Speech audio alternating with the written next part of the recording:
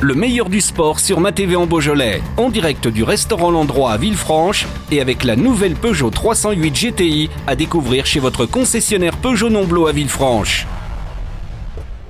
Le meilleur du sport, nous allons parler ce soir de hockey, ring hockey avec le RHGB, avec le président qui est parmi nous ce soir, Sébastien Pérez. Bonsoir Sébastien. Bonsoir Zizou. Sébastien, encore une saison qui se démarre avec beaucoup de projets, beaucoup d'événements et quelques résultats encore qui ont bien démarré cette saison au niveau des grands comme des petits. Oui.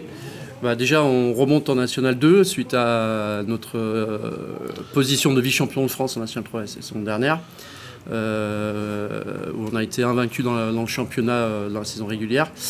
Et on finit deuxième sur les finales de 5 équipes, c'est-à-dire les premiers de chaque poule qui sont rencontrés pour le titre.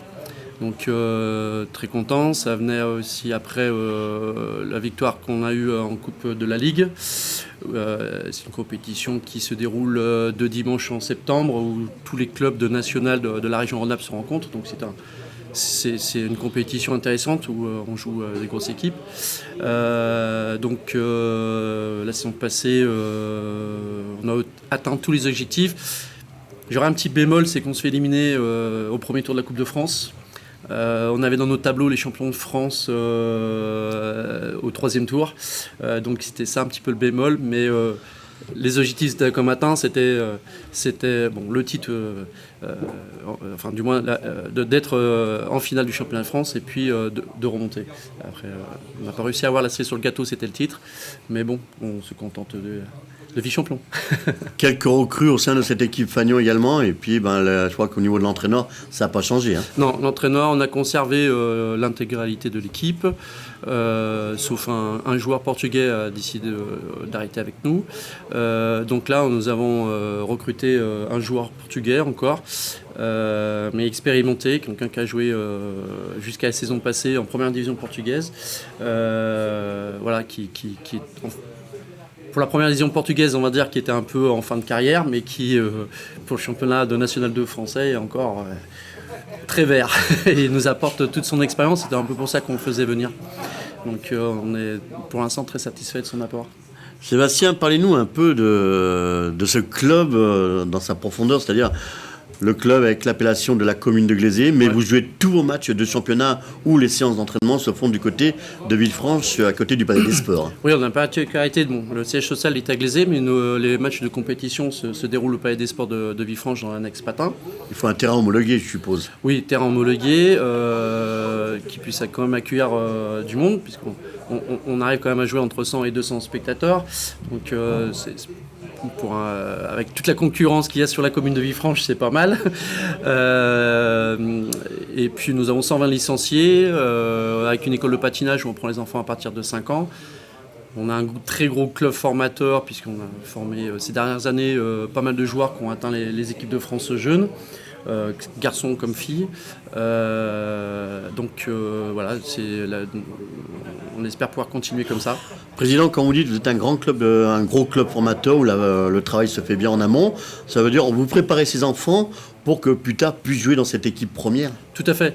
Là, il y a 2 ans, on avait décidé de rajeunir encore un peu plus l'effectif avec des joueurs formés au club suite à notre descente de la première division. Et on reste sur cette lancée. On essaye de faire on veut faire confiance aux jeunes. Maintenant, il faut aussi eux qui nous le rendent, parce que c'est bien gentil de pouvoir les faire jouer. Il faut aussi qu'ils prouvent à l'entraînement et dans les temps de jeu qu'on leur donne qu'ils sont capables de jouer à ce niveau-là. À part les 3 Portugais qui jouent dans l'équipe première, l'ensemble de l'effectif a été formé chez nous. Au niveau de l'encadrement des équipes de jeunes, ça représente combien d'éducateurs pour le ring hockey ? Nous avons à peu près 4 personnes pour encadrer. Ce qui n'est pas énorme.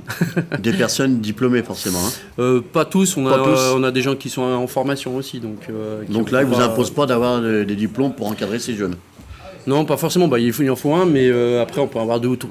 Avec le patinage, on en a un qui a les diplômes et qui est expérimenté. Après, à côté, il y a des gens qui apprennent à entraîner. C'est pas, à partir du moment où il y en a un pour encadrer, c'est bon. Donc au niveau du championnat, on peut dire que le Ring Hockey Club de Villefranche se porte bien dans son championnat. Pour l'instant, la Coupe de la Ligue vous êtes toujours en route également. Là, il faut peut-être aller chercher, c'est ce parcours de la Coupe de France. Alors cette année, on ne s'est pas inscrit en Coupe de France. Très bien, chose faite. C'est en national. On avait la montée en National 2, donc on a voulu se concentrer essentiellement sur la montée en National 2. Donc l'objectif de cette année, c'est de se maintenir le plus vite possible. Le plus possible, forcément. Finir pas avec trop de stress. Et voilà, donc pour l'instant, c'est pas trop mal parti. On a gagné le premier match à domicile contre Biarritz 7-5. Et malheureusement, on est revenu d'un déplacement à Nantes avec une défaite, donc on va essayer de rebondir dès ce samedi 31, je ne sais pas quand c'est que l'émission va passer, mais à Vaux-en-Velin. Ça vous donne quand même beaucoup de grands déplacements. Hein. Oui, en National 2, on a un déplacement sur la moitié de la France, puisqu'il y a 2 poules, quand même. Poule Nord et Poule Sud. Donc pour nous, c'est des déplacements à Biarritz, à Bordeaux. On doit aller 4 fois sur la région nantaise. Voilà. Donc, Et comment sont gérés ces déplacements du côté du Ring-Coquelet? Vous déplacez en bus ou en minibus, je ne sais pas. Expliquez un peu déjà le budget. La préparation d'un match de l'équipe première par rapport au budget également, bien sûr.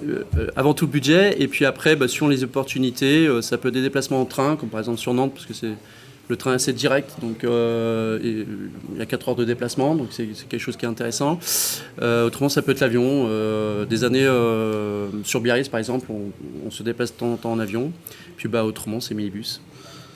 Voilà, donc on remercie le président du Ring Hockey Club Glaisé Beaujolais. Je vous remercie. Pour bien aussi insister sur ce petit mot Beaujolais, oui, qui est important pour notre région. Voilà, donc Sébastien Pérez, le président qu'on remercie ce soir pour son intervention sur cette émission Le meilleur du sport sur MaTV en Beaujolais. Merci. C'était le meilleur du sport sur MaTV en Beaujolais, en direct du restaurant L'Endroit à Villefranche et avec la nouvelle Peugeot 308 GTI à découvrir chez votre concessionnaire Peugeot Nomblot à Villefranche.